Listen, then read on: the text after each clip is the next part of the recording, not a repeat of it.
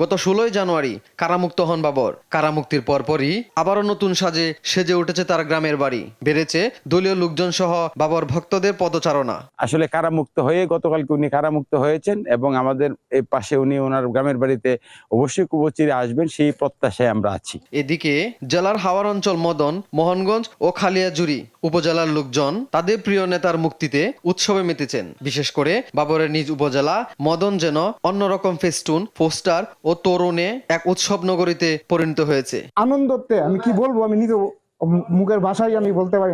কখন আসবেন নেতা, শোনাবেন দু একটি কথা, তার কথা শোনার জন্য মন্ত্রমুগ্ধের মতো মানুষ বেকুল হয়ে আছে। পরিবারের পক্ষ থেকে বাবরের বাড়িটি পরিষ্কার পরিচ্ছন্ন করে সাজানো হয়েছে নতুন রূপে। এখানে আমাদের সাধারণ জনগণ আমরা বাবর সাহেবকে পেয়েছি, এইটাই আমাদের পরম পাওয়া। বাবরের মুক্তির পর এবার নিজ এলাকায় ফিরে আসার অপেক্ষার প্রহর গুনছেন হাওর অঞ্চলের লাখো মানুষ। রাজনীতিতে ফিরে হাওর এলাকার মানুষের সার্বিক উন্নয়নের কাণ্ডারি হবেন, এমনটাই প্রত্যাশা এলাকাবাসীর।